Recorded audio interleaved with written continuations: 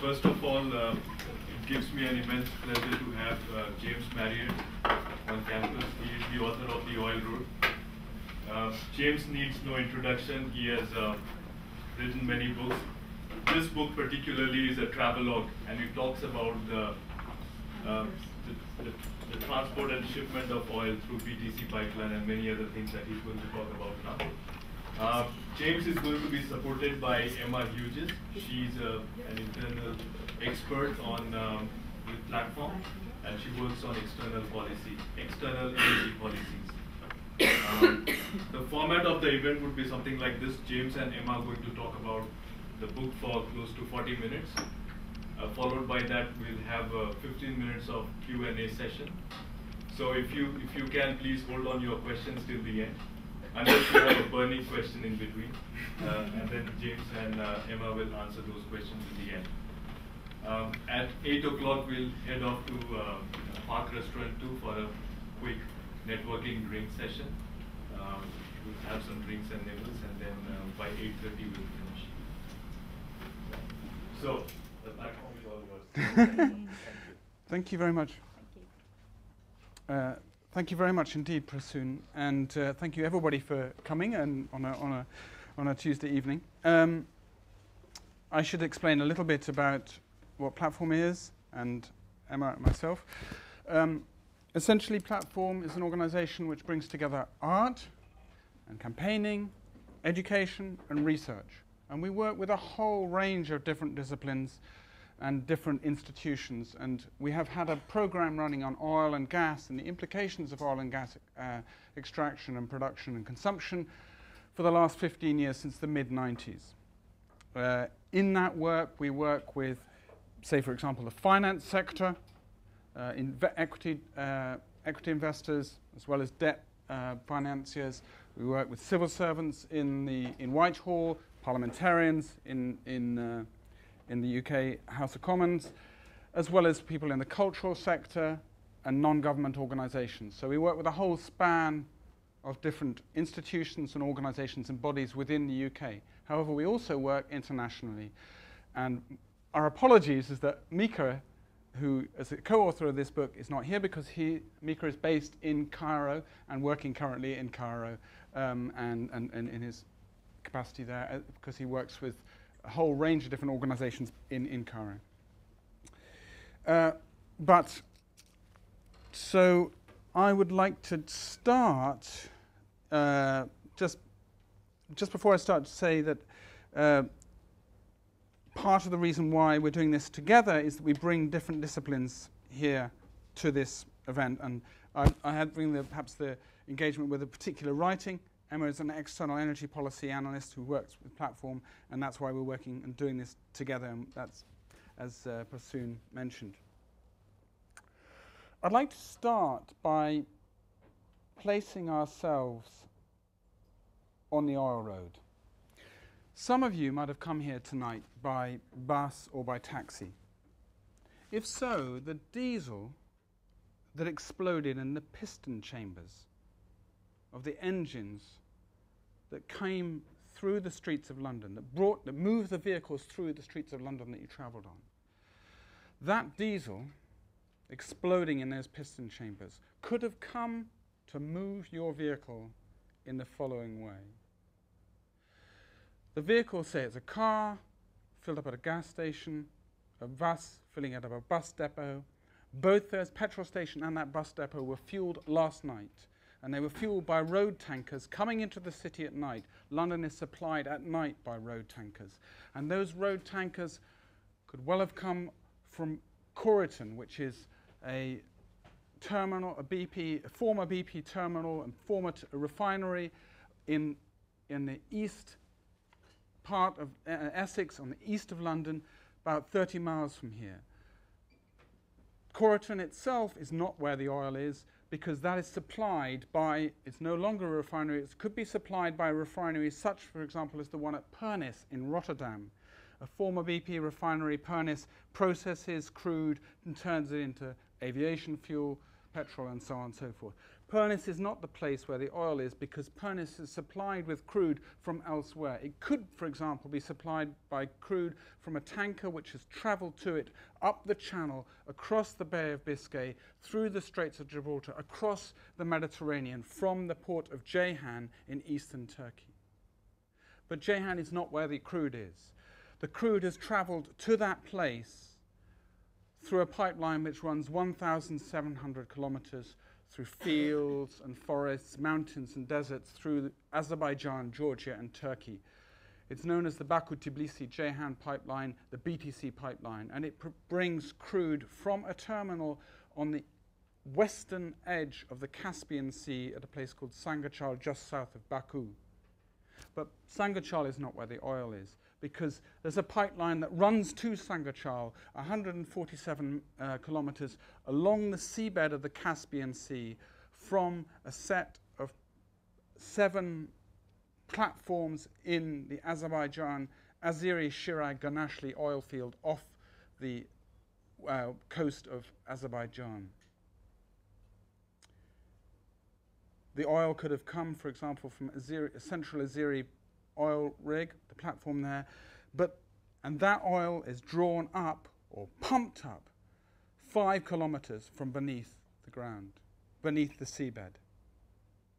So if you think for a moment of those explosions in the piston chamber, think of that oil as we speak, as I speak, as we're here, being thrust up 5 kilometers to the platform, then travelling along the seabed 147 kilometers to the edge of the sea, then at Sangachal terminal being pumped through the forests and over the mountains, driven through that pipeline to the terminal at Ceyhan, put onto a tanker, pushed around by the engines of the tanker through the Mediterranean, through the Straits of Gibraltar, the Bay of Biscay, the Channel, to Pernis refinery, refined, put on another tanker, taken across the Channel, put into a terminal at Corriton, put into a road tanker, driven through the streets of London to that gas terminal, filled up into your car, and then bang, it explodes in your piston chamber.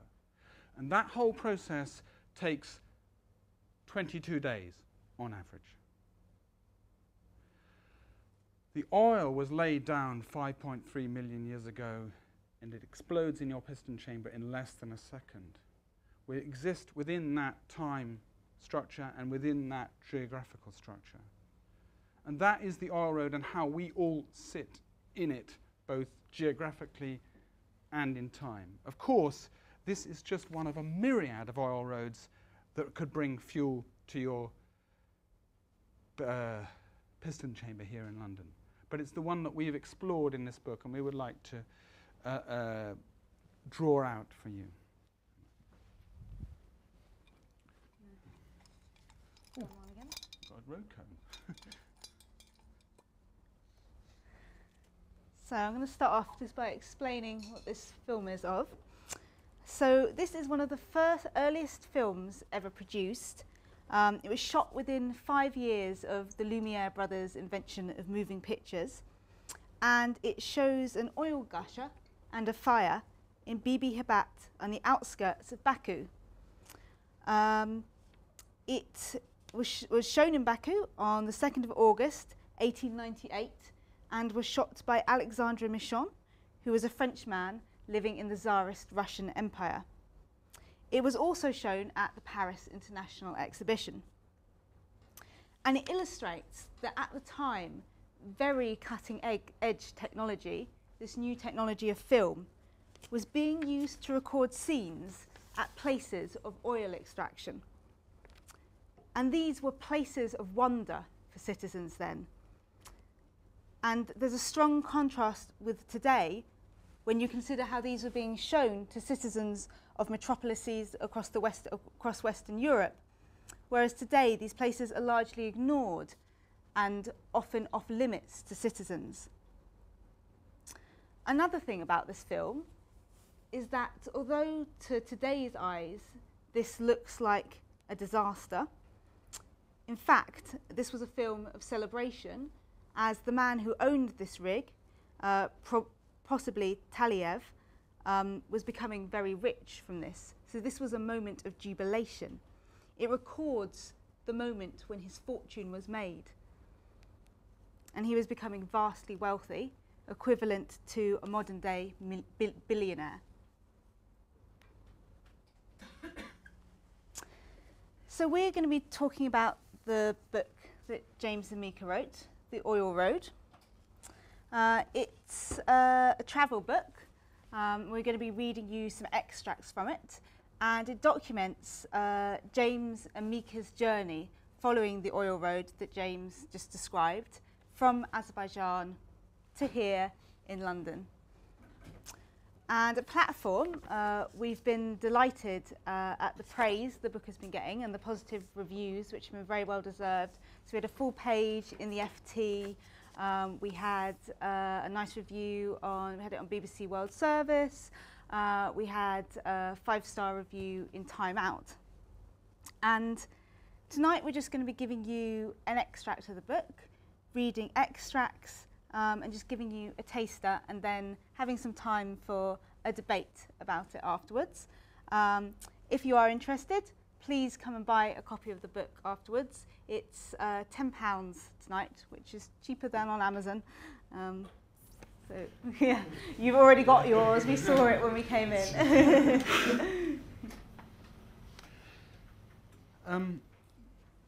The first extract, I'm sorry that you may find it quite hard to read this map because it's pretty small if you can see it, but this is the route of the oil road described. And the first extract which I'll read is from a village called Karabakh. It's in western Azerbaijan. Can you zoom on the slide? Make it full screen by pressing F5. Oh. Ah, cool, that's better.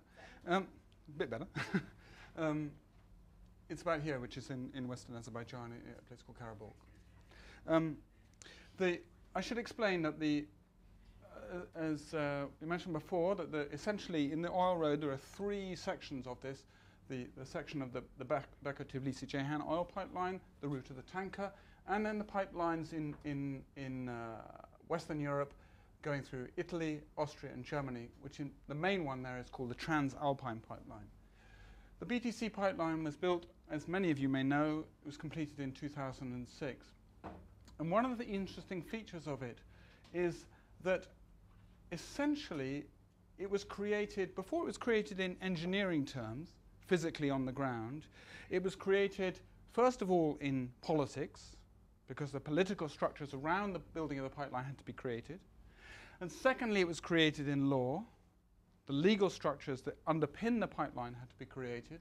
And thirdly, it was created in financing. And the story I'll tell explains a little bit about that financing, as well as various other different layers of construction prior to the actual physical burying of the pipeline in the villages and fields. And those other processes of politics and law and financing, they take place not in Azerbaijan, Georgia and Turkey particularly, but particularly in cities like London, metropolises of London, Washington and Brussels. The strip of this route is essentially, the width of the route varies in different places, but it's more or less about ½ a kilometre wide. And in order to construct it in law, the company behind it, which was the Baku-Tbilisi-Ceyhan company, the BTC company, which was the lead part of that company was BP, is BP, is in the joint venture. In order to create it, they have to create what was called as the host government agreements, which is a set of legal agreements with each of the states, Azerbaijan, Georgia and Turkey, which define the route of the pipeline and define the terms, the legal terms on which it's constructed. And that host government agreement takes place between the BTC company and the state of Georgia, for example, and it has the standing of in an international law. So it's equivalent of the a law that stands between the UK and France. It is an international law between a company and a state. If there's an argument about the issues, it has to be disputed not in Georgia, but in an international court, such as the one in Switzerland or Sweden and so on. So this is essentially almost like a small state within the states, and that is this strip. So with that in mind, I will read to you the following.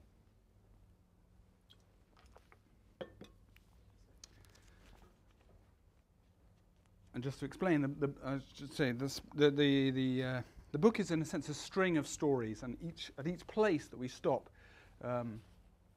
we tell us a different set of stories. And this one is at 374 kilometers along the pipeline at Karabakh in western Azerbaijan. They came yesterday. They were here yesterday. Men in red suits. How many? 8. We tried to talk with them, but they wouldn't talk. They just stayed outside the fence and looked. We tried to wave down their cars, but they wouldn't stop. Visiting the village of Karabakh in May 2003, we had an uncanny sense that we, people from the distant cities, were following on the heels of another group from the same cities. These 8 men in their red boiler suits were surely the team of engineers who were staying in the same hotel as us, in Gansha, in central Azerbaijan.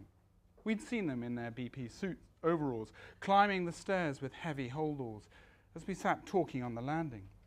At least 4 of the group were from England, guys in their 40s and 50s, and we overheard them say that they needed to visit 4 more sites. The small village of Karabakh, 169 kilometers along the pipeline from the Sangatel terminal on the Caspian, lies west of the desert, where the river Kura waters the lush green fields. Along the pipeline's route through Azerbaijan and Georgia, there are only 2 places where its construction would involve the knocking down houses. Karabakh was one of them.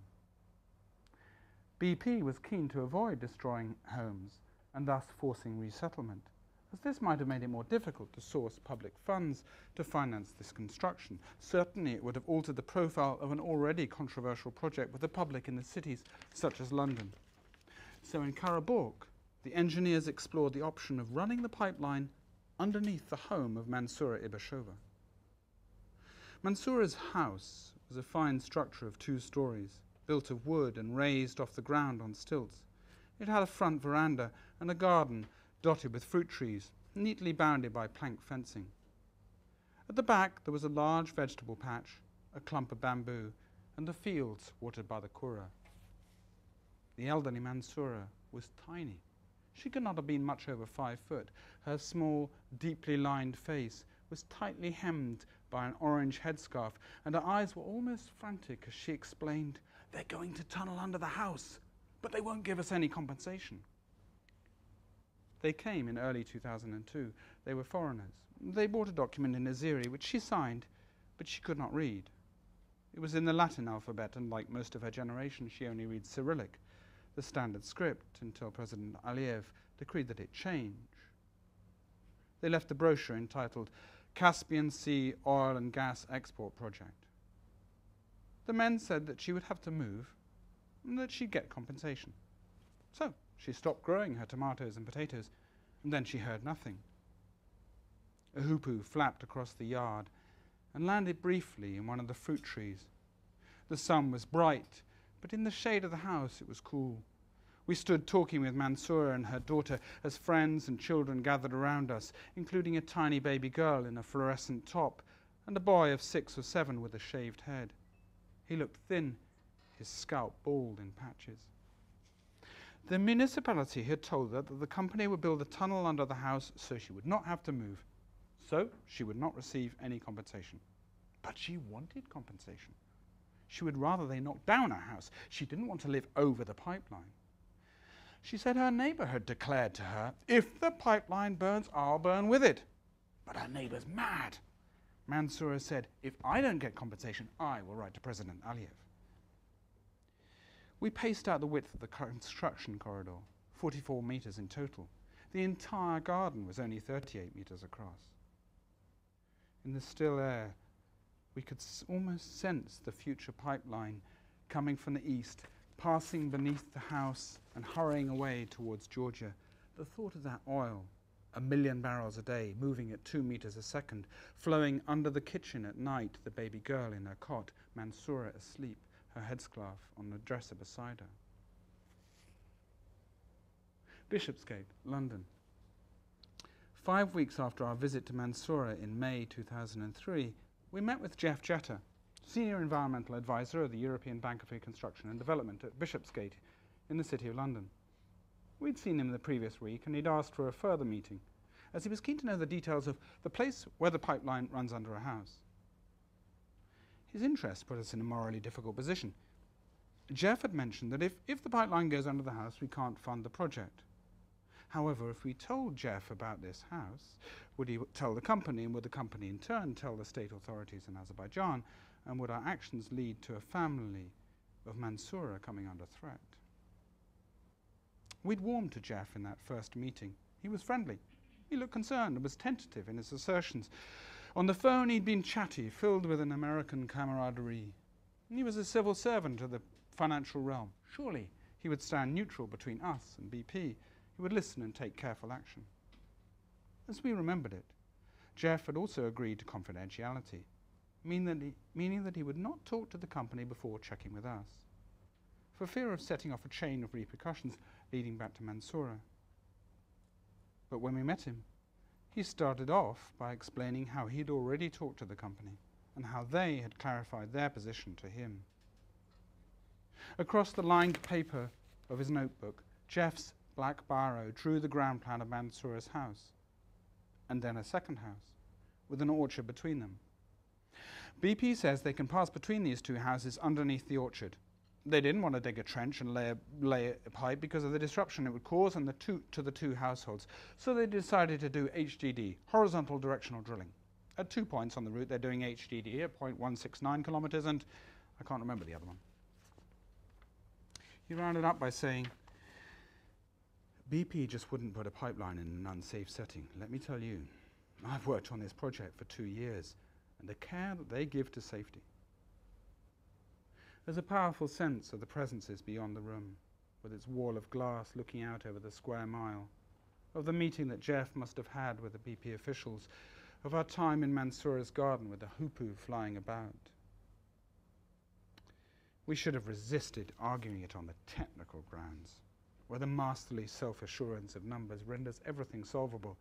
We allowed ourselves to defer to the absent engineers. We failed to make Jeff defer to the absent Mansoura. And did this mean we might have put her in a difficult position for nothing? We said that the woman had told us that the pipeline would pass under her house. Jeff said that the engineers had told him that things were following standard procedures. We should have said, if BP is so sure that it's safe, why haven't they properly informed the householders? Why are they terrified?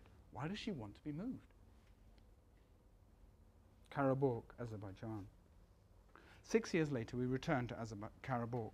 The fig trees are in full leaf, and the land along the stream is thick with undergrowth. Mansoura and her daughter appear to have aged a great deal. Mansoura's hair is still covered in a bright headscarf, but we notice that her shoes are torn and that she's wearing multiple layers of socks. The house feels cold, heated only by a small wood stove, despite the vast quantities of gas and oil being pumped close by. The marker posts delineating the pipeline's route run just beyond the garden fence. Neither she nor her daughter feel any safer now that the construction is over. Ultimately, it matters little to them whether the pipeline passes under the house or under their orchard. Both are part of their home, and whether an explosion, the slight difference in route would be academic. Their wooden fence would not protect them. A couple of times a week they feel a vibration which shakes the house, which they did not happen before the pipeline was built. Cracks have started appearing in the walls. Why was it that we accepted that compliance with British standards was what was required for a pipeline in Azerbaijan? Why did we get sucked into the language of regulatory detail? After all, the pipeline runs past numerous ongoing conflict zones which have been targeted by both Russian and Kurdish bombs and is patrolled by local military forces and BP's own security guards. Karabakh lies only 40 kilometers from the front line of the frozen conflict of Nagorno-Karabakh. Nobody comes to see and check on us to see that we're still alive, Mansoura says.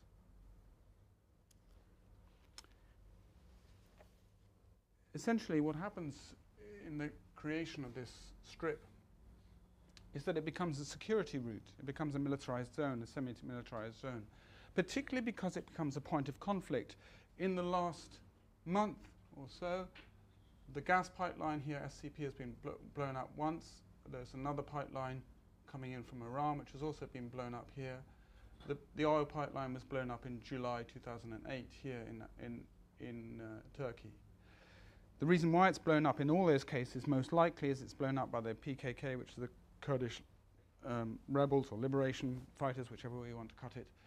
And they see the pipeline as the point of means of political leverage against the Turkish state. It becomes a political player.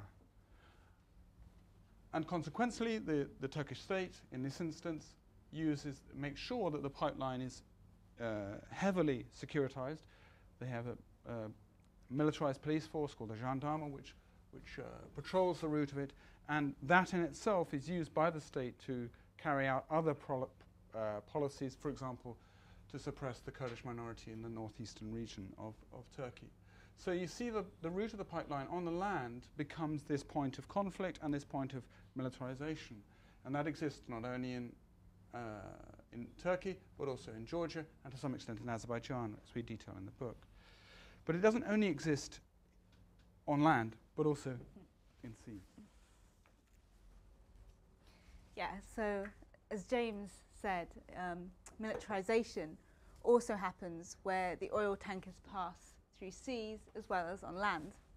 And in the extract that I'm about to read comes after James and Mika have travelled from Azerbaijan to the Ceyhan terminal, and they're about to follow the oil tanker as it goes up through the Mediterranean and Adriatic seas. And as they're waiting for this ship to arrive, they encounter another ship, the British Hawthorne, which is also going to carry Azeri crude oil, which came out of the BTC pipeline, but it's going to go a different route. It's going to go round to Thailand via the Suez Canal and via the coast of Somalia in particular. And in this extract, I'm going to move away from this oil road to look at this other oil road going round to Thailand. The British Hawthorne will head for Thailand via the Suez Canal, and she is rigged to deter the threat of Somali pirates. All BP ships travelling through the Gulf of Aden are under instruction to fix double rolls of concertina razor wire around all their decks and carry high-pressure water and foam hoses. In the past year, fast skiffs have launched from coves along Somalia's 3,000 kilometres of coast, carrying grappling hooks and rope ladders. Since the Sirius Star, transporting 2 million barrels of Saudi oil, was captured in November 2008 and held for a $3 million ransom, tankers have become high-profile targets. The vessels and crew are usually released unharmed once a ransom is paid, but shipping associations nevertheless perceive themselves as a system under attack. The Gulf of Aden is publicly presented as an important energy supply route and a vital strategic artery.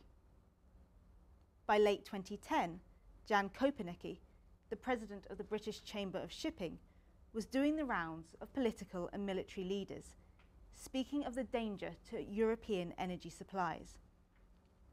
I don't want to be alarmist, but I provide transport for essential oil and gas for this country, and I want to be sure that the lights are on in Birmingham, my home city. Kopenecki is also vice president of Shell's shipping arm. In this capacity, he has argued that there is a gaping hole in the UK's defence strategy. He insists that British Prime Minister David Cameron increase Royal Naval spending and bring forward the acquisition of a new generation of warships currently scheduled for after 2020. UK, US, EU and NATO forces, including the HMS Portland, a British frigate, are already prowling the waters of Somalia. Armed with Lynx helicopters, torpedoes and heavy artillery, the Portland can easily overpower the pirate skiffs and motherships. It forms part of the US-led Combined Task Force 141, as do Marines, Super Cobra attack helicopters and unmanned MQ-9 Reaper drones. The task force is just one of various naval fleets patrolling these waters. when the British Hawthorn passes through the Gulf of Aden, she will probably register with Operation Atalanta. This European fleet includes warships from Germany, France, Spain and Italy, empowered by the UN to use all necessary means to repress piracy. Atalanta is run from Northwood HQ, an extensive underground military complex beneath an oak wood in North London, just inside the M25 motorway. Many floors deep, behind steel blast doors, Royal Navy officers coordinate the warships with nearby tanker traffic. Vessels are advised to travel in groups and at night, as this enables military forces to sanitize, as the military phrase it, the area ahead of the merchant ships. While the action takes place on the Indian Ocean, ultimate control is situated here in the bunker. Major General Buster Howes is in overall command, but consults regularly with the most senior officer at sea. Satellite imagery is beamed in from the EU Satellite Centre in Madrid and combined with geospatial intelligence. Real-time images are streamed from US drones scouring the waters of Somalia. The communication between Northwood and the shipping companies is conducted by Merchant Navy liaison officers, such as Captain Michael Hawkins. Although he is based in the bunkers and is part of the military operation, he is not actually a Royal Navy officer, but is employed by BP Shipping and seconded to the Navy. So, if the drone and satellite surveillance over these distant waters show a skiff approaching the British Hawthorn, it might well be BP's Captain Hawkins who picks up the phone to Sunbury-on-Thames. Sunbury is only a few kilometres south of Northwood, 2 exits down the M25, and it is BP's largest global office. From here, BP Shipping monitors and manages the company's fleet. Backed by a global military network with nodes in Texas, Madrid, Nevada, Washington, Brussels, London and the Seychelles, the British Hawthorn will traverse the waters near Somalia. If need be, the HMS Portland, Reaper drones or the Super Cobra helicopters will be dispatched to ensure that this part of the oil road is sanitised.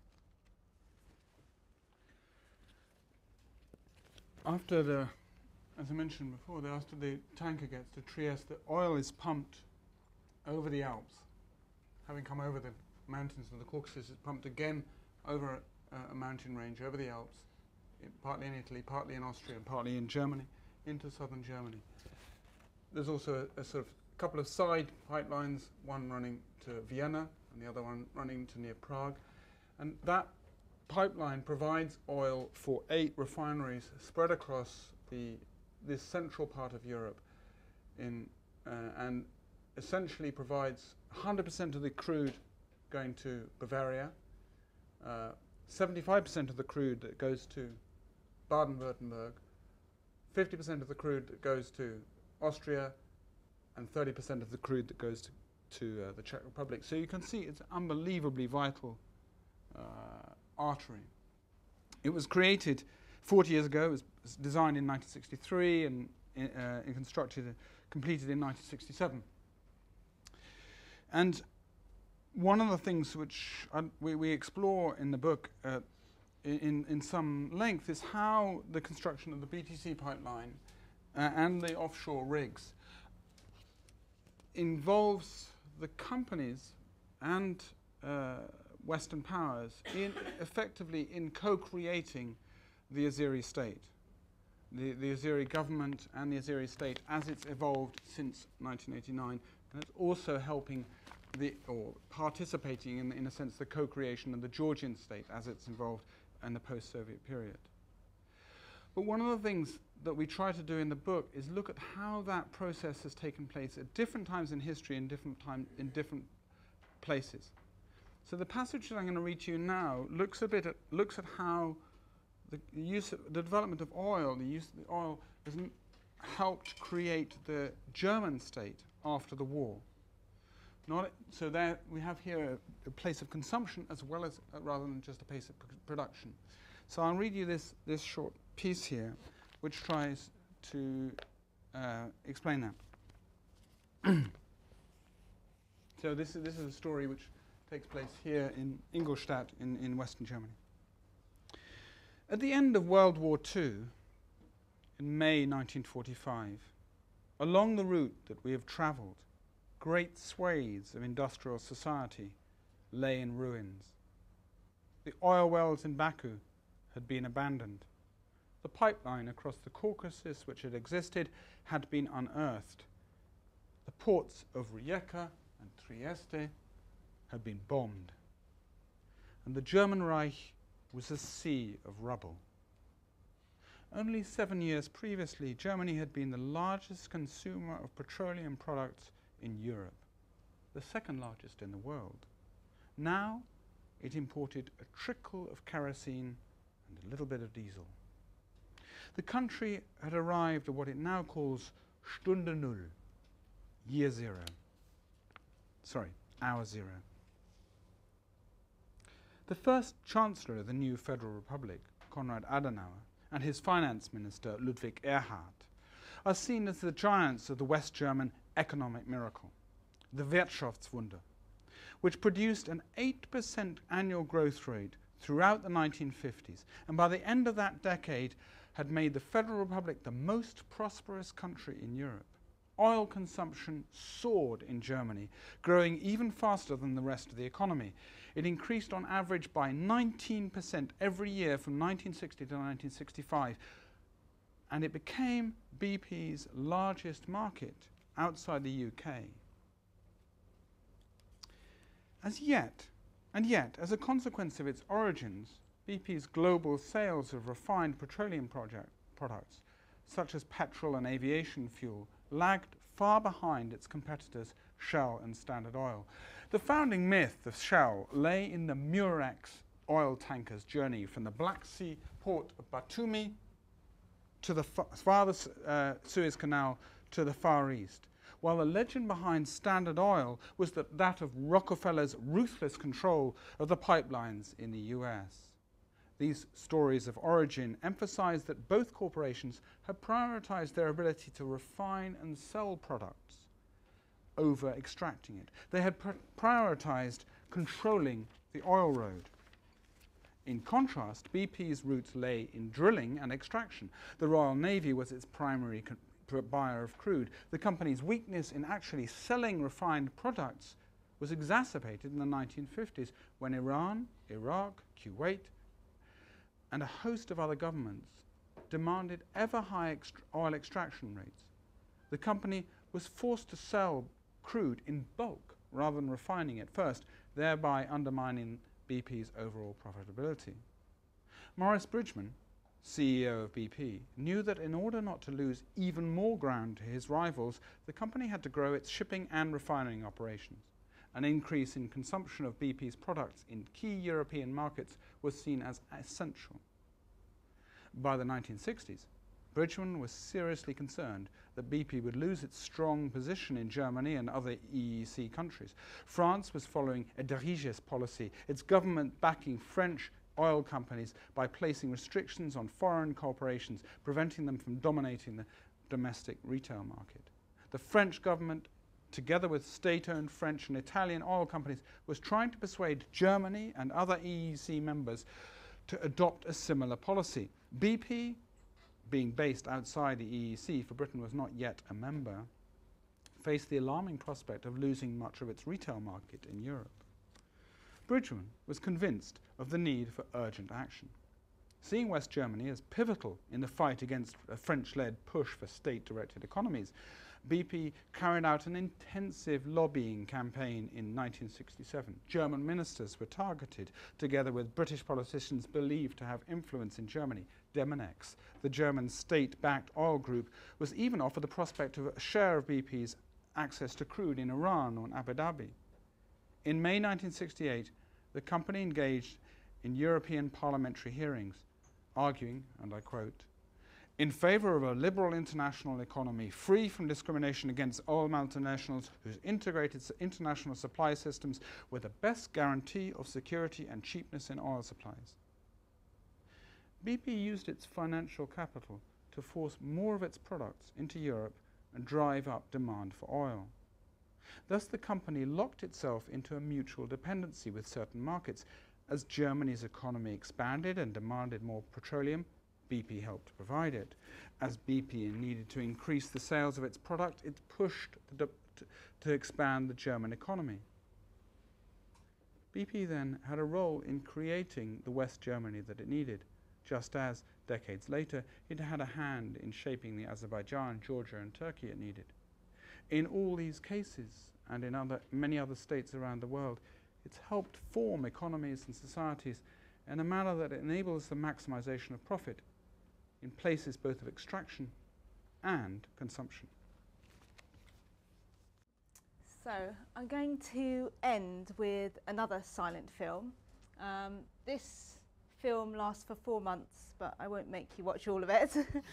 And this film is silent, not because the technology didn't exist to capture sound.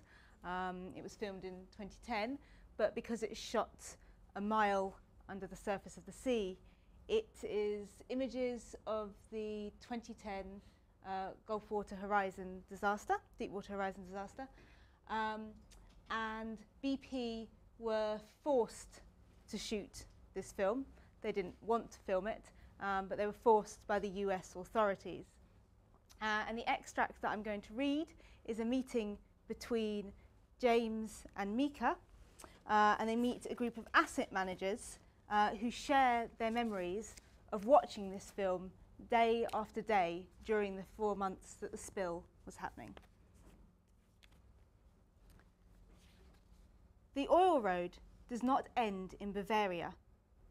Apart from oil and gas, what floods back and forth through the channels of these energy corridors is financial capital and political influence. Whereas the crude from the Caspian may ultimately power a car in southern Germany, the profit generated mainly flows to London and New York. While the governments of Azerbaijan and Georgia were involved in the creation of the pipelines, the ultimate political drivers were in Washington, London, and Brussels. On a crisp winter morning, we gather a group of friends and allies outside a small marquee on Finsbury Square in London's financial district. It is January 2012, and Platform is hosting a guided tour of our city. The walk will be an exploration of the oil city we live in. For London is not only the headquarters of those companies and government departments that build oil infrastructure like the BTC pipeline. This city is also home to many of those who oppose such ventures. Bundled up in scarves and hoods, we head down Moorgate to the offices of Cazenove Capital, one of the major institutional shareholders in BP. A couple of men, busy in conversation, step around us and pass through the revolving glass doors into the lobby. We describe a presentation we gave in one of the wood-panelled rooms above us, in which we highlighted the risks inherent in deepwater drilling to a group of asset managers, including Wade Pollard, Equity Income Fund Manager. Shortly after we began our PowerPoint presentation about the implications of the Deepwater Horizon disaster, Wade explained how he and colleagues had followed the event with a sense of horrified fascination. We all watched it on our screens. We had it on for months. The computer terminals had shown a grainy yellow and grey image of what at first glance appeared to be smoke billowing out of a chimney. It was the leak on the seabed of the Gulf of Mexico, the catastrophic spill that ran for 87 days, a mesmerizing plume of crude oil blooming into the ocean. We describe how we too had watched it in the Platform office. There was something sinister about its mute roar, 1,500 metres under the waves, a force of nature, viewable only with the aid of a remote-controlled submarine. Within weeks of the Deepwater Horizon rig exploding, BP's share price had fallen by 40%. Its credit rating was downgraded. Banks refused to lend the company money, and suppliers demanded payment up front and in cash. Staff morale at BP crashed. Employees shifted from a silent belief in the company to an off-the-record questioning of the board's capabilities. On both sides of the Atlantic, public outrage grew at BP's failure to respond adequately, its repeated downplaying of the disaster, and its perceived arrogance. New campaigns demanded accountability and justice. Globally, protesters blockaded petrol forecourts and company offices. In Washington, senators stood up to the oil industry in a way rarely seen before, and President Barack Obama was caustic in his criticism of Tony Hayward, CEO of BP. The latter only exacerbated the situation with a series of infamous public relations gaffes. The Macondo disaster revealed not only the perilous nature of BP's daily operations, but also the fragility of the entire company. Even after the corporation managed to secure renewed political backing from both the British and US governments, there was constant speculation in the financial sectors of London and New York that the company would not survive. With investors clamouring for reassurance, Hayward embarked on a whirlwind tour to Moscow, Baku, Abu Dhabi and Luanda. Each visit consisted of a round of meetings in which the CEO tried to reassure governments key to the company's future. In Baku, Hayward briefed staff in Villa Petrolia before meeting Ilham Aliyev. The Azeri president emerged from their discussions stressing the successful long-term cooperation between BP and Azerbaijan, and confidence that this partnership will expand more in the future. The two parties signed an agreement for new offshore gas fields, committing the company to a 30-year project. In order to claw back the company's credit rating and pull the share price up from the depths to which it had sunk, BP had to raise over $22 billion as quickly as possible. Demonstrating the severity of the crisis, oil fields and pipelines in Egypt, Colombia, Vietnam, Pakistan and Venezuela were sold off. In Azerbaijan, the company mortgaged its share of the output from the Azeri Sharag Gunishlik field, setting it against a loan of $2.5 billion provided by the Royal Bank of Scotland. Had BP gone bust in summer 2010 as a result of the Deepwater Horizon disaster, its bankruptcy would have been accompanied by a sale of assets. Who would have purchased BP's holding in the ACG oil field, the BTC pipeline, the Shah Deniz gas field and the SCP pipeline? While BP was struggling, Russia's Gazprom intimated that it was keen to buy BP's share of Shah Deniz. Such a purchase might have meant that Azeri gas exports to Western Europe would fall under Russian control. Alternatively, if a Chinese national oil company had bought BP's stake in Azeri oil production, could such an acquisition have led to the piping of crude eastwards away from BTC? And even if they did not alter the material flows of the oil road, substantial Russian or Chinese investments in Azerbaijan would have redirected the flow of finance and politics, of profit and influence. Had BP declared bankruptcy, the sale of its tanker fleet, its percentage share of the Transalpine pipeline, would have had a far smaller geopolitical significance than the sale of its Azeri assets. A shift of Azerbaijan into Moscow or Beijing's sphere of influence is something governments in London, Washington, Berlin, Paris and Brussels are keen to avoid. The collapse of BP would have created a political earthquake in Azerbaijan, shaking the foundations of the Aliyev government.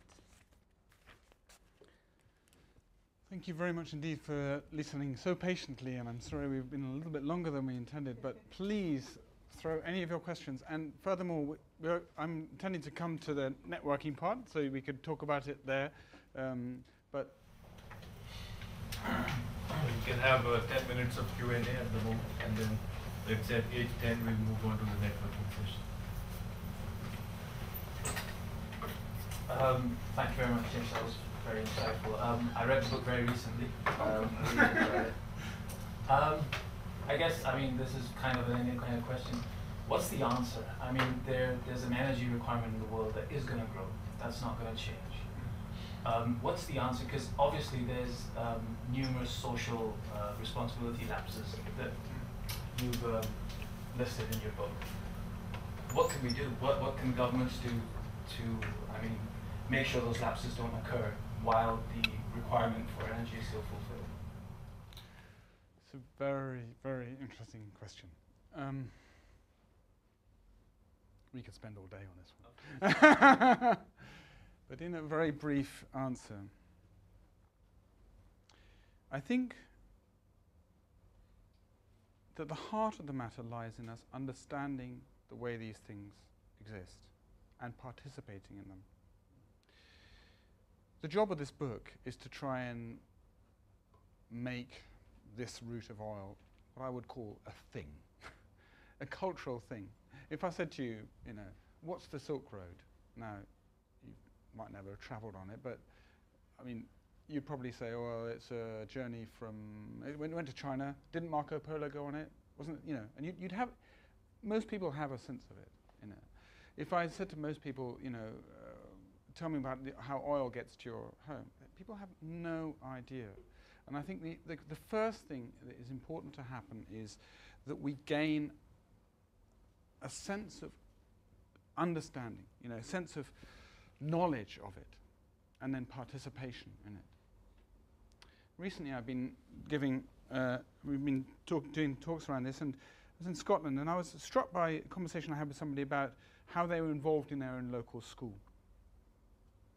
Their children went to the school, and one of the things that was interesting to me was, the parents, they know about the school, they know about the teachers, they know about how the children, they feel engaged with it. It is a thing in their lives. And what I think crucially important is that we make these energy structures, a thing in our lives. And actually, all of you here have a crucial role in that. By turning up at the Energy Club, you're already participating in it and making a thing of it. I'm interested in, for example, the way in which we participate in understanding, say, wine. You buy a bottle of wine, the more expensive the wine is, the more you know about it. A really expensive bottle of wine, you will know where it was grown and the year it was grown in. We have so little knowledge, so little understanding of how our energy comes to it. So that's the first point of it. We have to absorb it into our everyday culture. And the second point, which is a bit related to the example of the school, is that we have to feel that we are participant in those systems being created and maintained and their alternatives. We have to understand that we have a role.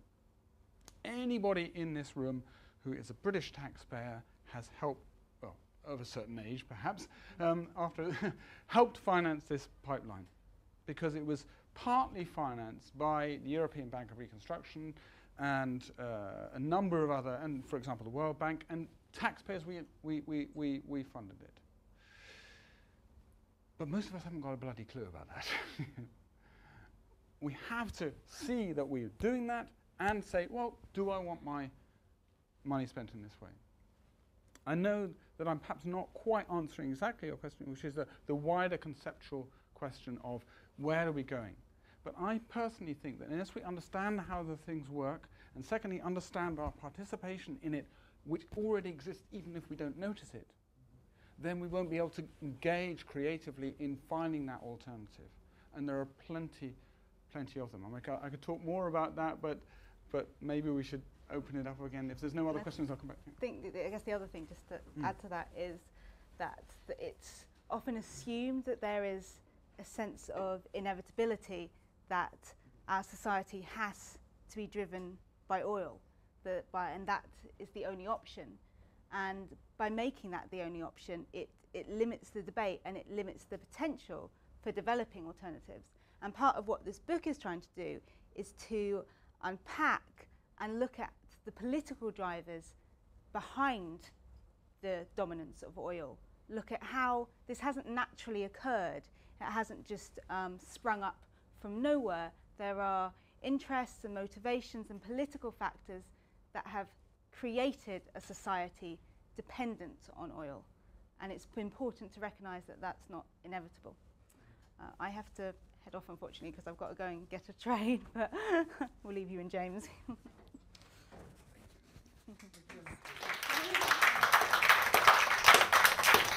There was another question. Yeah, I was going to say, not just taxpayers who pay for it, but also people who have pensions in the UK rely heavily on BP. I think BP has £1 in every £7 new repent fund. That's right. I mean, but that's not my question. Okay. The question is this obviously, it doesn't give you a warm, fuzzy feeling, but have you come across other oil roads or gas roads in the world that you say, hey, these companies or these people, these political environments are doing it right, that they're engaging people in society that input into these roads?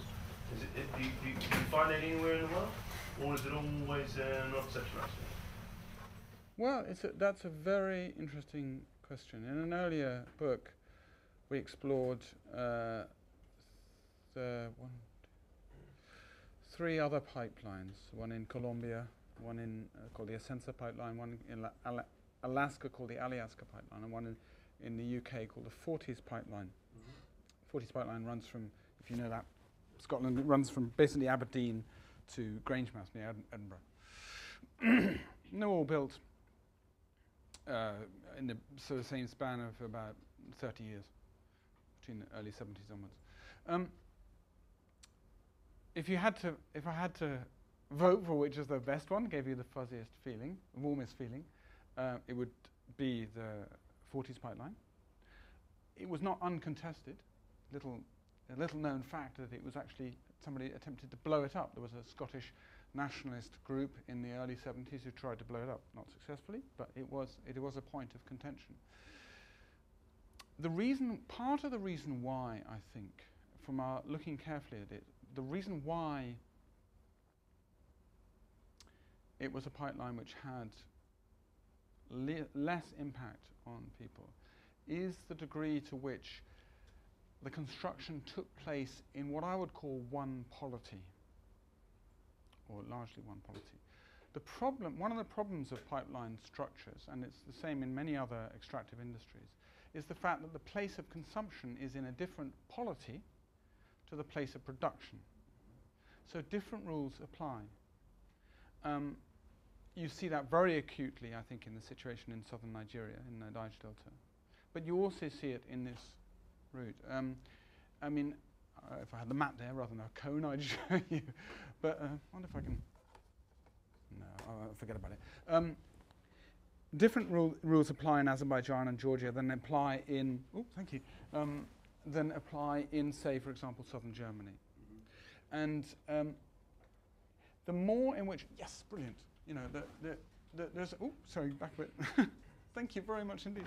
There are a set of different policies, as it were, and there's a different political structure governing these states than there is over here.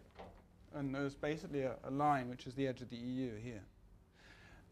The more in which these structures exist within one space, the more democratic control there is, I think the less impact it's likely to have. Now, this also raises interesting questions about alternatives to oil and gas. Because, for example, one of the things we explore or we've been exploring is the question of, there's a project called Desertec. I don't know if you've heard of it. Desertec is a project basically to create huge solar panels in the Sahara and to generate electricity there and build a huge, great electricity cable, runs under the sea, goes up Italy, goes into German grid. Now, on one hand, you'd say that's great because it's zero emissions or low emissions, and it's also not a depleting energy source. It's an eternal energy source. However, the Desertec project is an interesting illustration of a problem, which is that when it was created, it was largely sort of conceived of in the late 90s and into the 2000s.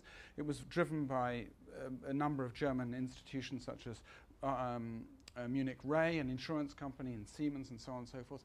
And it was pushed partly by them and the German state.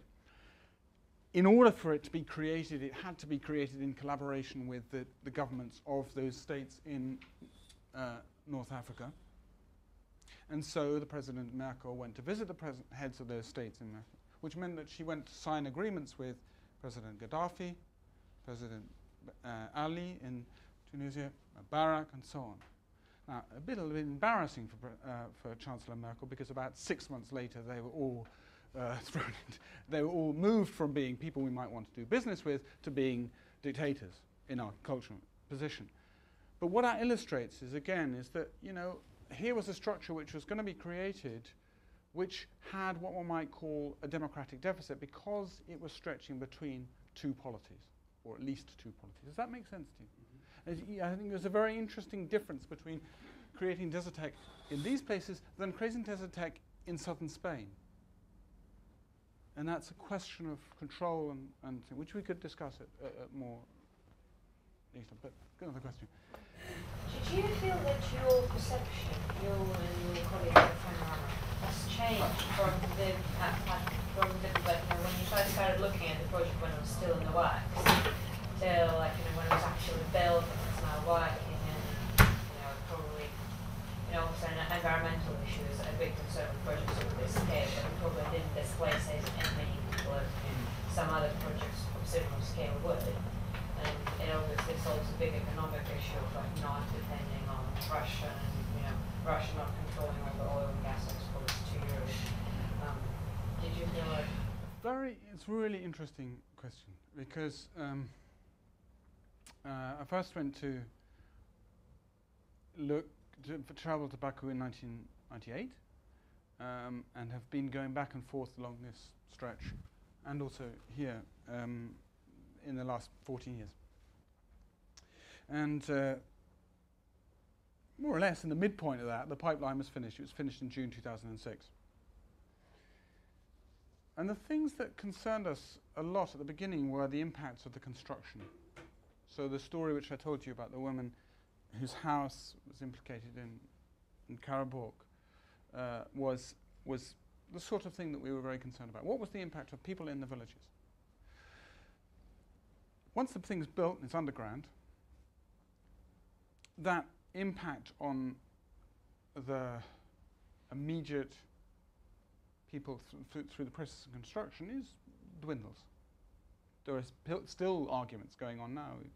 2 years ago, I went to visit some people who are still trying to get compensation. 3 years maybe. But it does dwindle, of course.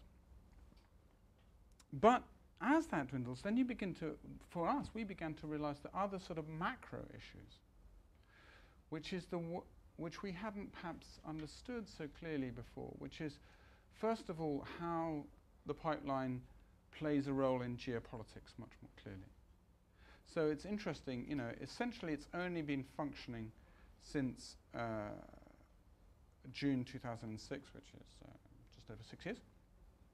It's supposed to have a life of 40 years.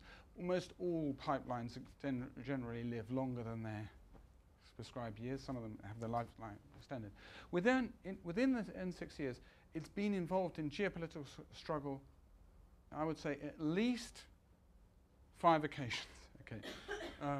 In August 2008, the pipeline, or its sister, the Baku-Tbilisi-Ceyhan pipeline, was bombed by the Russian Air Force because of the war in southern Ossetia, and then they put their tanks on it here in western Georgia for about 2 weeks. It was a political pawn in that process, and then, as I mentioned, it was blown up here by the PKK, and the gas pipelines have also been blown up, and that's without the kind of conflict unfolding which people were worried about. For example, the conflict between Azerbaijan and Armenia over the conflict zone of Nagorno-Karabakh.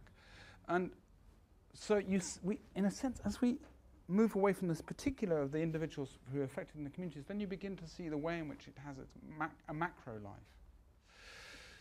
And it will continue, if that's what's happening in the last 6 years, it's most likely that it will continue to have that throughout its lifespan. The oil in Azerbaijan may peak and fall, but the pipeline may be used for export routes from elsewhere, from Turkmenistan and so on and so forth. So in a sense, our perception shifts. And I think one thing I think is important is that there is a real tendency in all number of the different agencies around it to go and say, well, it's built, it's a done deal. One of the asset managers we visited, it starts the book, in the city, said, oh, BTC pipeline, it's a done deal.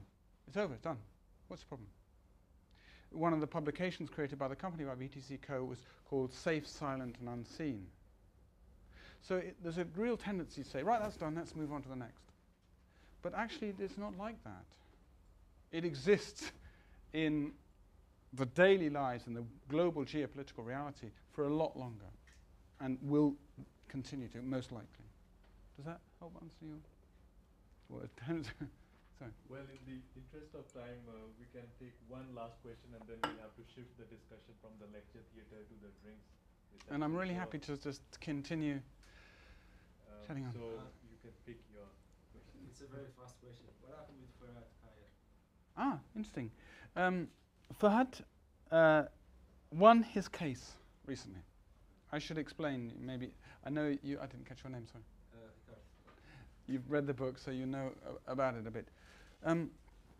Farhad Kaya is a very interesting character in the book. He's a person of ethnically Turkish, but he's very engaged in questions of the Kurdish community and the impacts that the Turkish state has on the Kurdish community in northeastern Turkey. He lives in a town called Ardahan. And he's tried to highlight, many attempts, tried to highlight how the construction of the pipeline has been effectively utilized by the Turkish state to suppress the Kurdish community in that part of Turkey.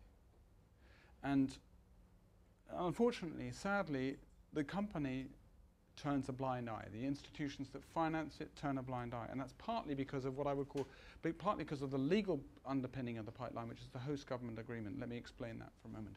Essentially, what the host government agreement does is it lays out the legal terms between the company and the state. And it says, for example, you, the state, you pay for the security. That's your job. And we are not responsible for the security of the pipeline. The downside of that, you can see why it's good for the company because it's cheap, but the downside of it for the population is that the state is therefore responsible for securitization, and it may utilize that securitization for other agendas than purely defending a pipeline.